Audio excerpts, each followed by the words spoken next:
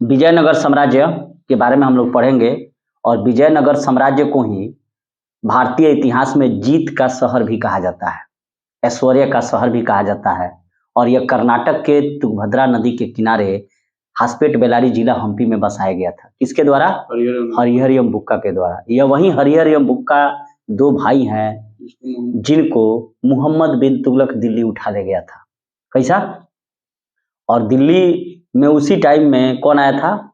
Ibn Battuta का लेखक, रेहला का लेखक इब्न बतूता आया था, जो मोरक्को या फारस या ईरान का निवासी था। और वो अपने यात्रा वृत्तांत के क्रम में आया घूमते हुए, और वही उसने अपना यात्रा वृत्तांत लिखा जिसका नाम है रेहला। और उसकी विद्वता से इतना प्रभावित हुआ मोहम्मद बिन तुगलक कि उसे दिल्ली का काजी नियुक्त किया। फिर उसके देखिए, कभी कभी ज्यादा जानकारी भी जी का काल हो जाता है, तो उसको फिर कहा मोहम्मद बिन तुगलक कि तुम चाइना जाओ, घूमने ही ना आया है, चाइना जाओ। तो जब अरुणाचल प्रदेश के रास्ते से ही चाइना जा रहा था, ऐसी समुद्र के रास्ते से चाइना जा रहा था बंगाल की खाड़ी होते हुए, तो इसका जहाज वो पूरा डूब गया। किसी तरह कोनो द्वीप पर बच के जान बचाया। तो फिर सोचा कि मैं चलता हूँ दिल्ली, कहाँ? मोहम्मद बिन तुगलक के पास। लेकिन वहां ही नहीं गया, जाएंगे तो फिर कुछ कौन ना कौन हमको ही सजा देगा। और मोहम्मद बिन तुगलक भी आईएएस टाइप का आदमी था, वो भी बहुत जानकार था, क्योंकि कारचिल खुरासन अभियान, सांकेतिक मुद्रा का उसने प्रचलन कराया मोहम्मद बिन तुगलक ने। साथ ही उसने दिल्ली को से राजधानी देवगिरी भी स्थानांतरित करने की सोची। बहुत थोड़ा सा मतलब दिमागी टाइप का आदमी था, इसीलिए उसे पागल एवं रक्त पिपासु की संज्ञा दी जाती है। और ये भी अपने आप में विद्वान था। कौन? Ibn Battuta. अब दोनों में जानते हैं कि भाई आप ज्यादा पढ़े लिखे हैं तो बात को तो मानिएगा नहीं। बॉस हो गया तो बॉस हो गया, तो कहा भाई चाइना जाओ। तो जब जहाज डूबा तो सोचा कि फिर आए मोहम्मद बिन तुगलक के राजा के दरबार में, सुल्तान के, फिर सोचा ना नहीं जाएंगे। तो कैसे हूँ अरुणाचल प्रदेश के रास्ते चाइना गया, और चाइना से बच के फिर वहां मैंने मोरक्को वापस चला गया। उसी का यात्रा वृत्तांत है रेहला।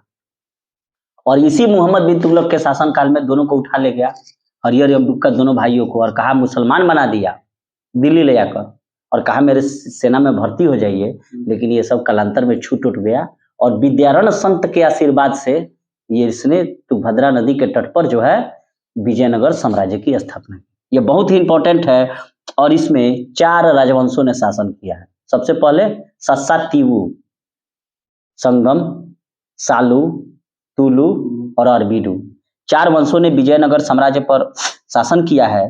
तो अब यहाँ से हम लोग शुरू करते हैं कि विजयनगर साम्राज्य की स्थापना किसने की थी?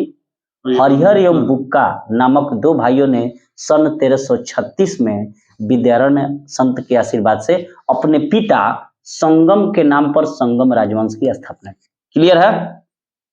और ये संगम वंश कहलाया। ठीक है। अच्छा, इसमें काफी एक इंपॉर्टेंट राजा आता है कृष्णदेवराय। वो किस वंश का था? तो वो तुलु वंश का था। और यही वो कृष्णदेवराय है जिसने नांगलपुरम में अपनी माता के नाम पर शहर बसाया था। ये भी क्लियर है।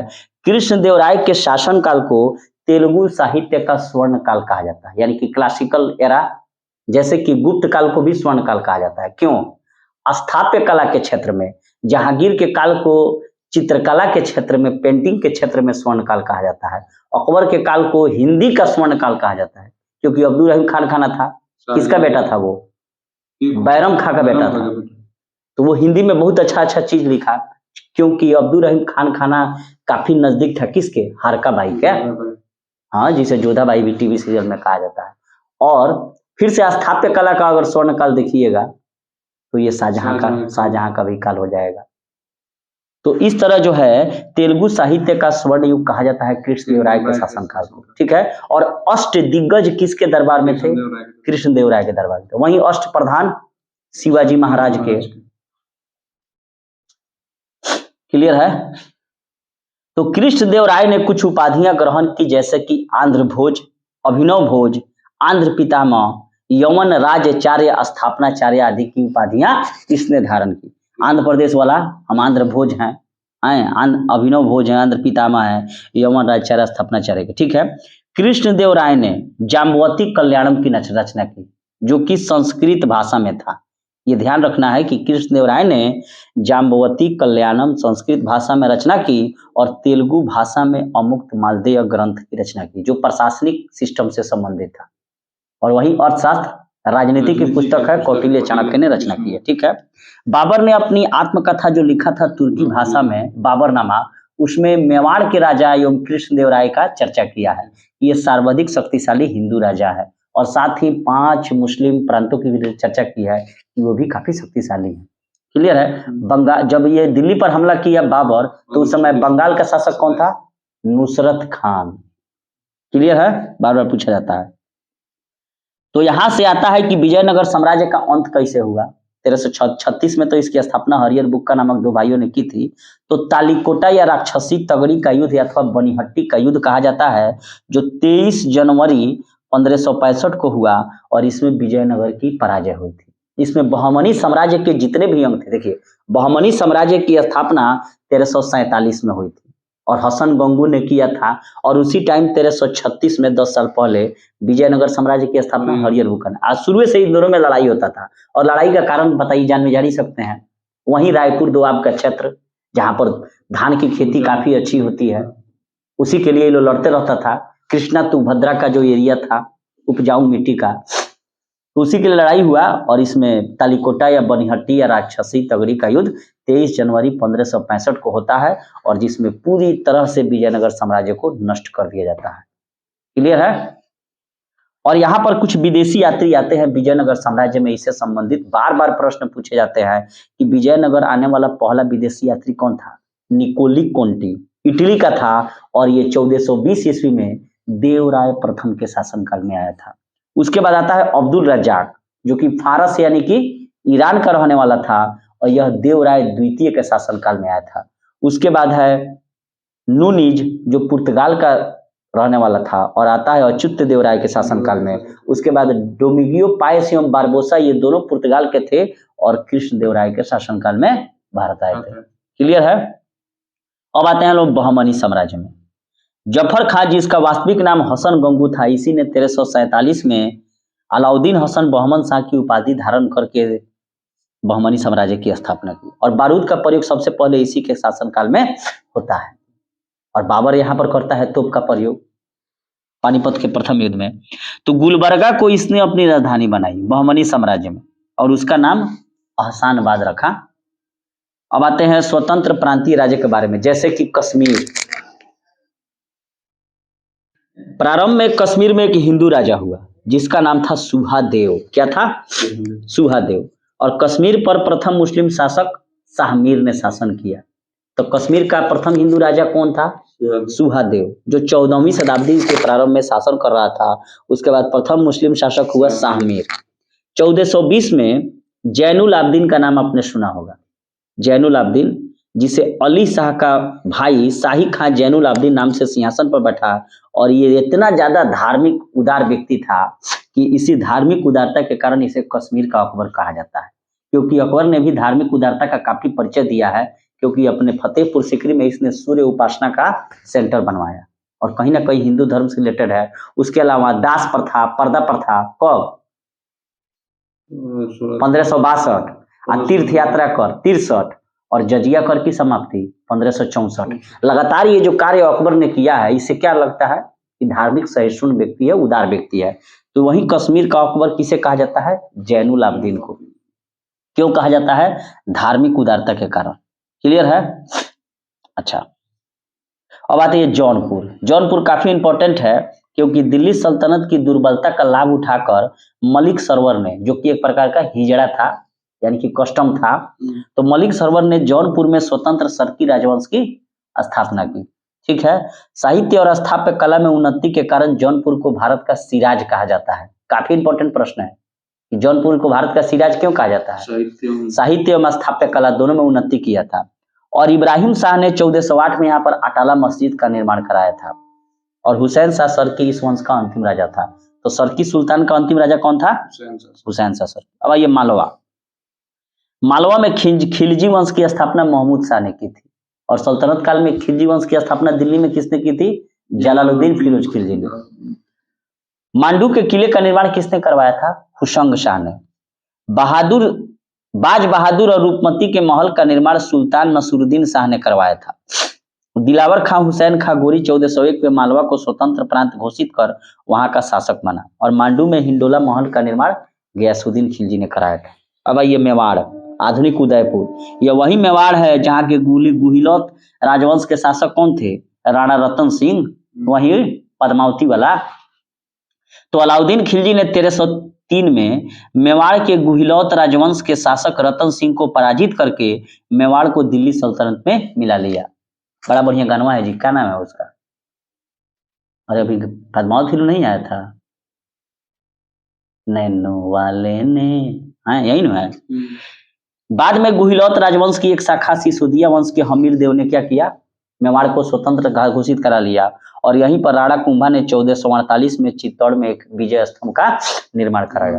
तो चित्तौड़ में विजय स्तंभ का निर्माण किसने कराया? राणा कुंभा ने। और खानवा का युद्ध 1527 में किसके में?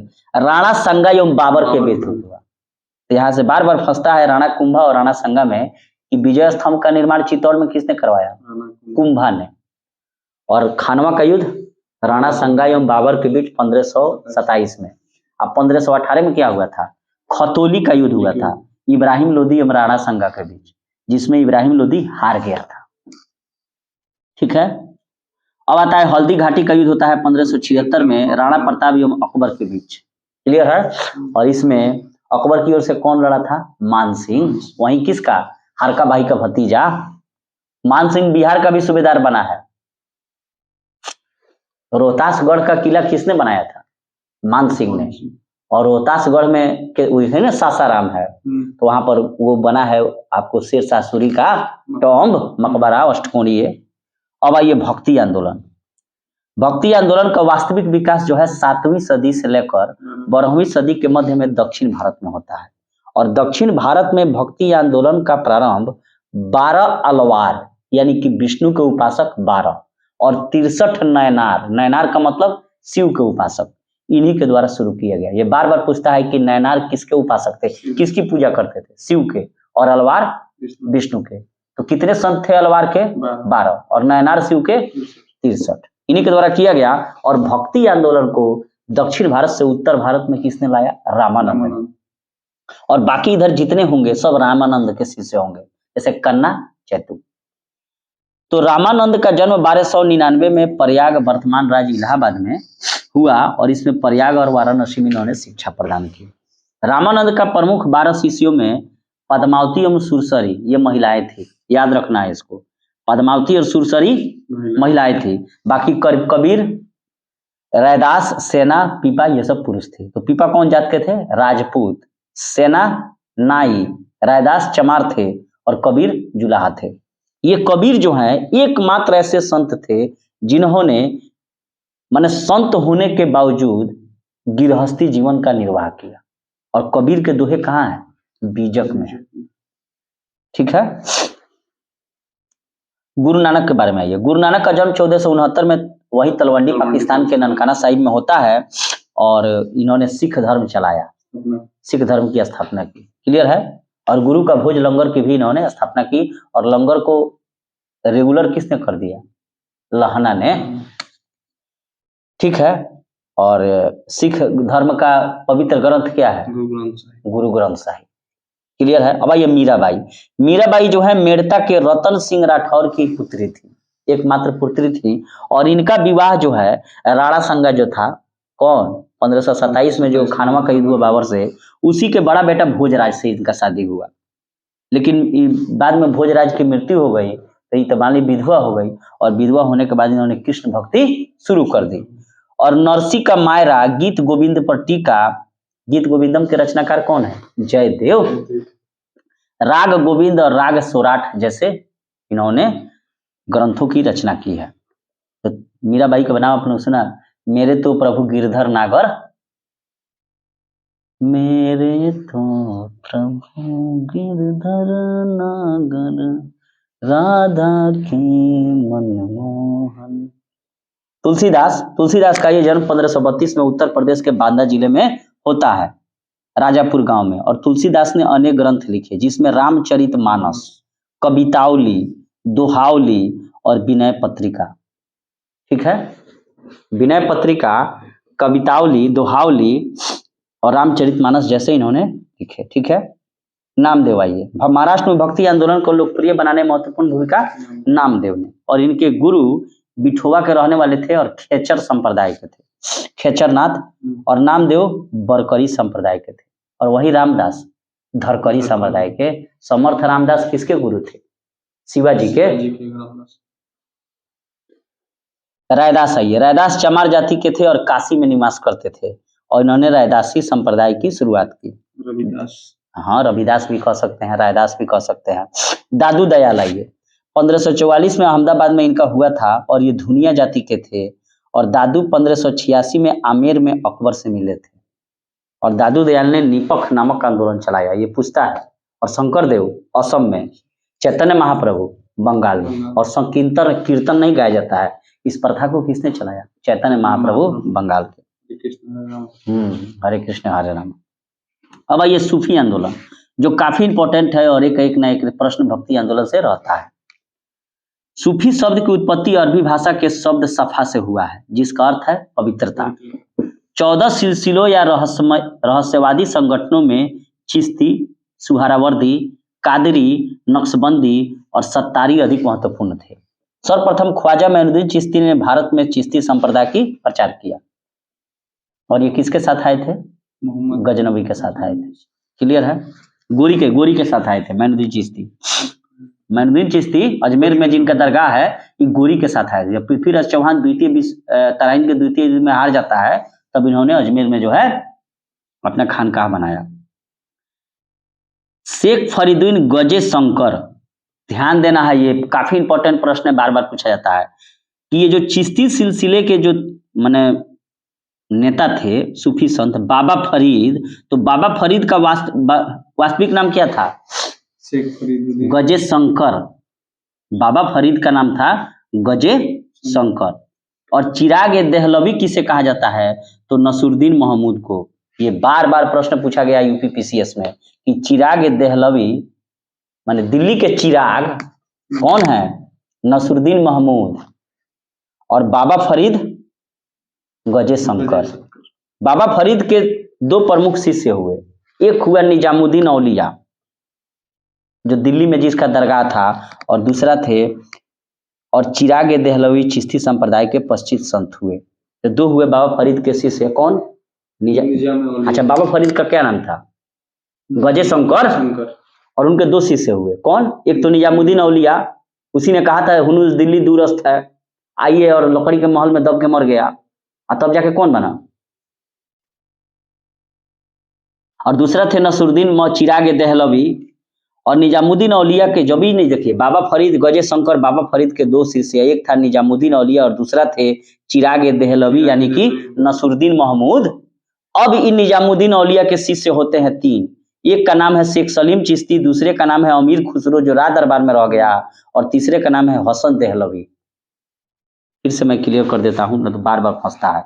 सबसे पहले आए मोइनुद्दीन चिश्ती गोरी के साथ, पृथ्वीराज तृतीय से जब युद्ध में हार गया, पृथ्वीराज तृतीय जब हार गया गोरी से तराइन के द्वितीय युद्ध में, तो उन्होंने अजमेर में, चूंकि सब जीत लिया गोरी, तो अजमेर में अपना खानकाह बना दी। उसके बाद आता है बाबा फरीद। बाबा फरीद का वास्तविक नाम गजे शंकर। बाबा फरीद के दो गो चेला, एक का नाम है निजामुद्दीन औलिया, दूसरे का नाम है चिराग देहलवी। तो चिराग देहलवी का क्या नाम था? नसरुद्दीन महमूद। तो निजामुद्दीन औलिया नसरुद्दीन महमूद किसके चेला है? गजे शंकर बाबा फरीद के। अब इन निजामुद्दीन औलिया का तीन गो चेला हुए, शेख सलीम चिश्ती जो फतेहपुर सिकरी में बसे और अकबर के गुरु बन गए, और अमीर खुसरो जो अलाउद्दीन खिलजी के समय से सल्तनत काल में क्लियर था, और उसके बाद आते हैं हसन देहलवी। अब आइए, चिश्ती संप्रदाय के संस्थापक कौन थे? इसहाक शमी चिश्ती, सुहरावर्दी के अल सुहरावर्दी, कादरी के अब्दुल कादिर, सत्तारी के अब्दुल सत्तारी, और नक्शबंदी के बहाउद्दीन जकारिया। क्लियर है? अब आइए, ख्वाजा कुतुबुद्दीन बख्तियार काकी को उपाधि मिला था कुव्वत उल आफ्ताब का। बख्तियार काकी को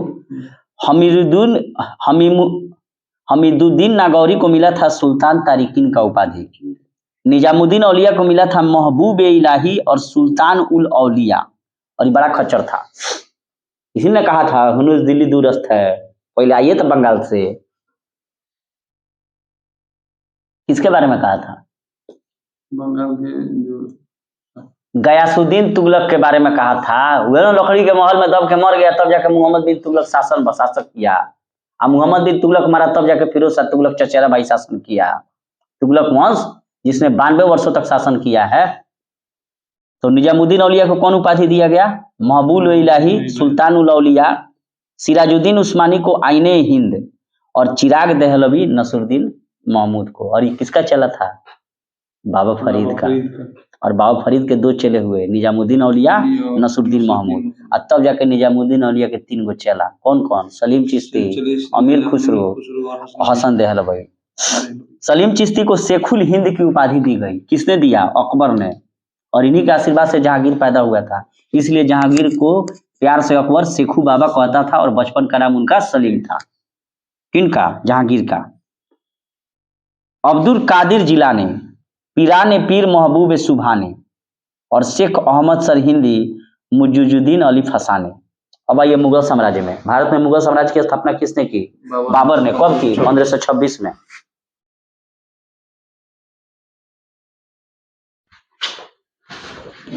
मुगल साम्राज्य, तो बाबर ने भारत पर 1526 में मुगल साम्राज्य को स्थापित किया। पानीपत के प्रथम युद्ध 21 अप्रैल 1526 को बाबर एवं इब्राहिम लोदी के बीच होता है, जिसमें इब्राहिम लोदी की पराजय होती है और उसका सर वहीं पर काट दिया जाता है। क्लियर है?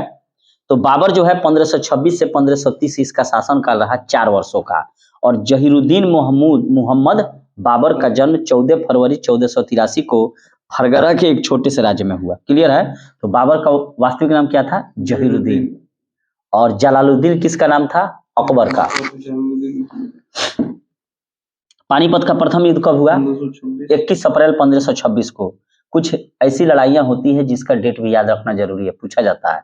जैसे जालियांवाला बाग कब हुआ था हत्याकांड? 13 अप्रैल 1919 को। तो ठीक उसी प्रकार 21 अप्रैल 1526 को पानीपत का प्रथम युद्ध हुआ, जिसमें इब्राहिम लोदी बाबर के बीच हुआ। बाबर विजयी हुआ। सारे लगातार पाख चघा। पानीपत का प्रथम युद्ध, खानवा का युद्ध, चंदेरी का युद्ध और घाघरा का युद्ध। तो ये लगातार होता है, सब में बाबर विजयी होता है। क्या किस्मत लेकर आया था? खानवा का युद्ध हुआ 16 मार्च 1527 को, और इसमें राणा संगा बाबर का हुआ। बाबर विजयी हुआ, लेकिन राणा संगा इसमें मरता नहीं है। बाद में जहर देने के कारण बाद में उसको मारा गया है।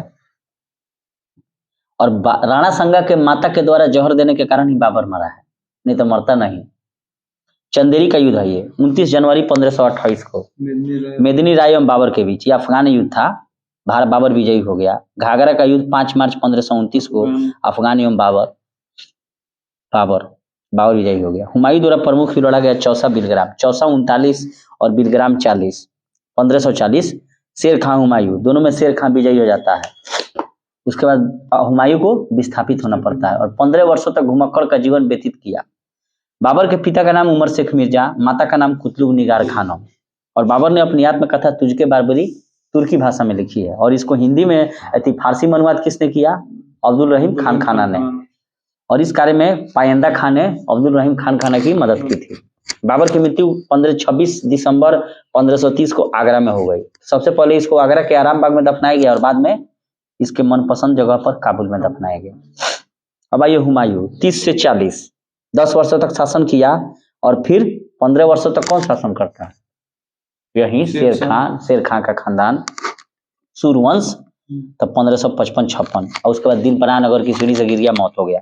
तो 27 जनवरी 1556 को दीनपनाह भवन में स्थित पुस्तकालय की सीढ़ियों से गिरकर हुमायूं की मृत्यु हो गई। शेर मंडल की सीढ़ियों से। शेरशाह सूरी 1540 से 45, 5 वर्ष। मध्यकाल में भारत में सूर्यवंश के द्वितीय अफगान साम्राज्य की स्थापना शेरशाह सूरी ने। शेरशाह के बचपन का नाम फरीद खां। दक्षिण बिहार के सूबेदार बहार खां लोहानी ने एक शेर मारने के कारण फरीद को शेर खान की उपाधि दी थी। और बिलग्राम के युद्ध के पश्चात शेरशाह शाह दिल्ली की गद्दी पर बैठ गया था। ठीक है, बिलग्राम या कन्नौज का युद्ध। शेरशाह का मकबरा कहाँ है? सासाराम में। बहुत पूछा जाता है, जो अष्टकोणीय है और एक झील के टीले पर स्थित है। रोहतासगढ़ का किला ये कुहना नामक मस्जिद का निर्माण किसने कराया था? शेरशाह खान ने। क्लियर है? किला यकुना का निर्माण किसने कराया? शेरशाह ने। और रोहतासगढ़ का किला शेरशाह ने। शेरशाह का अंतिम युद्ध अभियान 1545 में कालिंजर को माना जाता है, जहाँ का शासक कीरत सिंह था। और जब ये उक्का नामक अग्न्यास चला रहा था तो लौट के आया न्यूटन के तृतीय गति नियम के अनुसार कि प्रत्येक क्रिया के बराबर या विपरीत प्रतिक्रिया, और वहीं पर शेरशाह सूरी ढेर हो गया था। लेकिन जीवित था यह तब तक किले को जीत लिया गया था। ये भी प्रश्न पूछा हुआ है यूपीएससी में कि जब वह माने जब इसको लग गया उक्का नामक अग्न्यास, तो उस समय जिंदा था कि मर गया युद्ध, माने कालिंजर का किला जीतते हुए? तो जीत गया था, सुन लिया कि जीत लिया है, तब जाके मारा। अकबर आइए 1556 से 1605। अकबर का जन्म 15 अक्टूबर 1542 को हुमायूं की पत्नी हमीदा बानो के गर्भ से अमरकोट के राजा बिरसाल के महल में हुआ था। अकबर का राज्याभिषेक 13 वर्ष की आयु में 14 फरवरी 1556 को कालानौर में उसके संरक्षक बैरम खां द्वारा ईंट का सिंहासन बनाकर किया गया था, वृक्ष का। 5 नवंबर 1556 को अकबर एवं हेमू के बीच पानीपत का द्वितीय युद्ध होता है। इसमें हेमू के आंख में तीर लग जाता है और वहीं पर मर जाता है, और बैरम खां उसका सर वहीं पर काट देता है। बीरबल के बचपन का नाम क्या था? महेश दास, जो काफी बुद्धिजीवी आदमी था। अकबर के दीवान टोडरमल ने भू राजस्व क्षेत्र दहसाला व्यवस्था को प्रचलित किया। अकबर के दरबार के प्रसिद्ध संगीतकार कौन थे? तानसेन। अकबर ने तानसेन को कंठा भरण वाणी विलास की उपाधि दी थी। और अकबर ने तानसेन को कौन सी उपाधि दी थी? कंठा भरण वाणी विलास। तानसेन का मूल नाम क्या था? रामतनु पांडे। अकबर के दरबार के प्रसिद्ध चित्रकार कौन थे? अबू समत, दसावन बसावन। बहुत ध्यान से इसको सुनिएगा, बार बार पूछा जाता है, फंसता है। अकबर के दरबार के प्रसिद्ध चित्रकार कौन थे? अबू समत, दसावन बसावन। बाज बहादुर, बाबा रामदास, बैजू बारवा सब अकबर के शासनकाल के संगीतकार थे। अकबर के शासन प्रणाली की प्रमुख विशेषता क्या थी? मनसबदारी व्यवस्था। अच्छा, लीलावती के रचनाकार कौन है? फैजी। और कालिया दमन के रचनाकार? अबुल फजल। अकबर इंग्लैंड की रानी एलिजाबेथ प्रथम का समकालीन था। जब 31 दिसंबर सन 1600 ईस्वी को ईस्ट इंडिया कंपनी को व्यापारिक अधिकार एलिजाबेथ प्रथम द्वारा दिया गया था, ठीक है। और प्रथम अंग्रेज गवर्नर कौन था? Thomas Smythe. और किस जहाज से भारत आए थे वे लोग? ईस्ट इंडिया कंपनी का पहला जहाज कौन था? Red dragon. रेड ड्रैगन, हाँ, रेड ड्रैगन था। माने भारत आने वाला पहला अंग्रेजी जहाज रेड ड्रैगन। अकबर की मृत्यु अक्टूबर 1605 में पेचिस रोग से हुई थी। कौन रोग? पेचिस। डायरिया, अतिसार, वहीं लुम्ब्रिकाइटिस, एक्रेसिस लुम्ब्रिकाइटिस क्या है? प्लेंटी हेमेरथीज है। और क्या करता है? आंत में छेद कर देगा, क्या हो जाएगा? प्रोटीन पचाने वाला एंजाइम खत्म हो जाएगा। तो पेचिस कारण हो गई, खूब पेट झरल, इनकर साफ हो गई। खैनी भी खाता था अकबर। तंबाकू का प्रचलन खेती अकबर के काल में, और तंबाकू पर प्रतिबंध जहांगीर ने।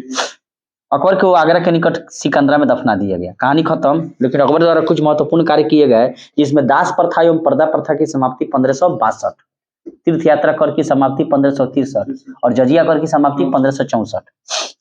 फतेहपुर सीकरी की स्थापना कब किया? आगरा में। और आगरा से फतेहपुर सीकरी राजधानी ले गया ये 1571 में। और बाद में राजधानी को लाहौर स्थलांतरित कर दिया गया अकबर के ही शासनकाल में। ऐसा क्यों किया गया? क्योंकि यमुना नदी काफी गंदी हो चुकी थी और पानी का प्रॉब्लम हो रहा था फतेहपुर सीकरी में। क्लियर है? इबादत खाना की स्थापना 1575, मजहर 79 और दीन इलाही 1582। दीन इलाही क्या है? संपूर्ण धर्मों का स्वभाव है। और इलाही संवत 1583। बार बार पूछा जाता है ये सब प्रश्न। अब ये जहांगीर जो 1605 से 1627। मुगल बादशाह अकबर के पुत्र जहांगीर, उनका वास्तविक नाम सलीम था, का जन्म 30 अगस्त 1569 को फतेहपुर सीकरी में स्थित शेख सलीम चिश्ती की कुटिया में आमेर जयपुर के राजा भारमल की पुत्री वहीं हरकाबाई मरियम उज्जमानी के गर्भ से हुआ। अकबर जब मरा तो इसका एकमात्र जीवित पुत्र यहीं बचा था। कौन? सलीम, यानी कि जहांगीर। इसलिए उसे संघर्ष नहीं करना पड़ा। और यही ना जहांगीर है, प्यार किया तो डरना क्या, अनारकली वाला कहानी। खुसरो को सहायता देने के कारण जहांगीर ने सिखों के 5वें गुरु गुरु अर्जुन देव को फांसी दिलवा दी। तो जहांगीर के पुत्र कौन थे? खुसरो एवं खुर्रम। खुर्रम कौन था? शाहजहां। और खुसरो, ये दोनों खुसरो और खुर्रम हिंदू माता की गर्भ से थे। क्लियर है?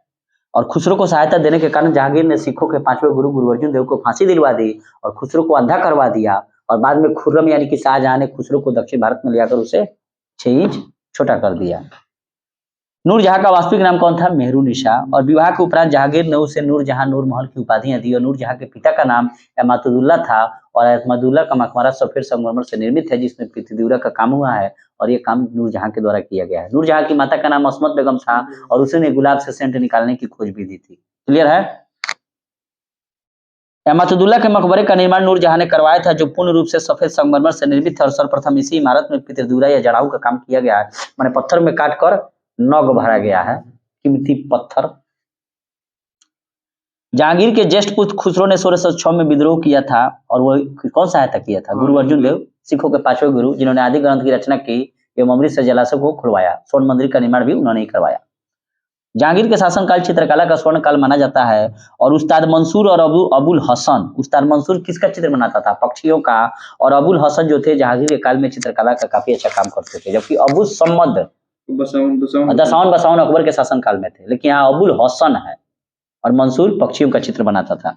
जहांगीर ने अपनी आत्मकथा तुझके जहांगीरी फारसी भाषा में लिखी है और वहीं बाबर नामा तुर्की भाषा में स्वयं बाबर द्वारा लिखा गया है और अब्दुल रहीम खान खाना द्वारा फारसी में इसका अनुवाद किया गया। बाबरनामा का अंग्रेजी में अनुवाद किसने किया? तो हेनरी मिसेज बेबरिज के द्वारा। अब आइए, आगरा का किला का निर्माण किसने करवाया? अकबर ने। फतेहपुर सीकरी का निर्माण अकबर ने। ताजमहल शाहजहां ने। जामा मस्जिद दिल्ली का शाहजहां। लाल किला दिल्ली का शाहजहां। बीबी का मकबरा औरंगजेब ने। वहीं रबिया उद्दौरानी। मोती मस्जिद।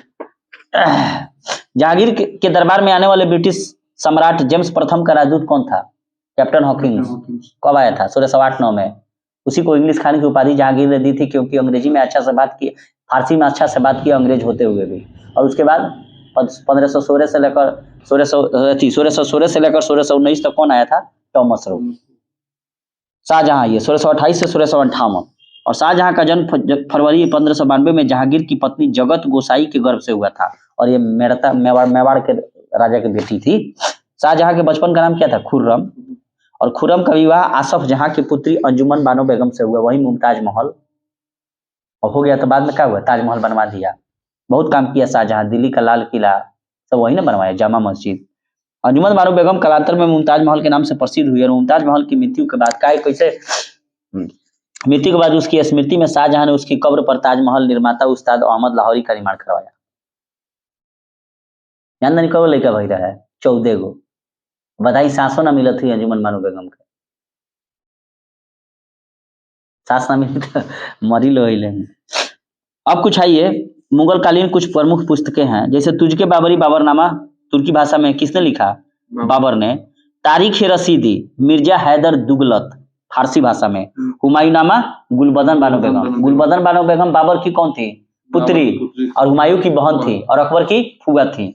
तो अकबर के कहने पर ही उसके फूआ गुलबदन बानो बेगम ने हुमायूंनामा की रचना की जो फारसी भाषा में है और इसमें बाबर के समय से लेकर हुमायूं के काल तक का सब चिट्ठा है। तारीखे सलातीन अहमद यादगार फारसी में। हबीस उर सियार या कानून हुमायूनी खुंदमीर ने। तारीखे शेरशाही तोहफा अकबर शाही अब्बास खां सरवानी। ये पूछा जाता है, तारीखे शेरशाही या तोहफा अकबर शाही अब्बास खां सरवानी। अकबरनामा अबुल फजल। आईने अकबरी अबुल फजल। और ये फैजी का बड़ा भाई था। फैजी तो राजकवि के पद पर था, तो सोचा कि भाई को भी क्यों नहीं काम लगवा दे, तो कहा कि भाई अकबरनामा लिख दो और आईने अकबरी लिख दो। तबाकत अकबरी नियामुद्दीन अहमद। मुंतखब उत तवारिख अब्दुल कादिर बदायूं ने। इकबालनामा जहांगीरी मोतमिंद खां। ताजकिरातुल बकायत जौहर आफ्ताबची और बकायात मुस्ताकी रिजकुल्लाह मुस्ताकी, और ये सभी फारसी भाषा में लिखे गए हैं। सिर्फ एक भाषा तुर्की में लिखा गया है, तुझके बाबरी, जो बाबर की आत्मकथा है। बाबर अपनी आत्मकथा में क्या कहता है? 4 बाग होना चाहिए, माने ऐसा कोई जमीन हो जो चरखुटा हो और उसमें माने बीच बीच से ऐसे ही पानी बह रहा हो और 4 भाग में बटा हो और उसमें बाग बगीचे हो। और 4 बाग बनाने की परंपरा की शुरुआत हुमायूं के समय से हुआ और उसको प्रसिद्धि मिली अकबर के समय से। और कहता था, और ये भी कहता था कि भारत में सबसे कोई खराब मौसम है तो क्या है?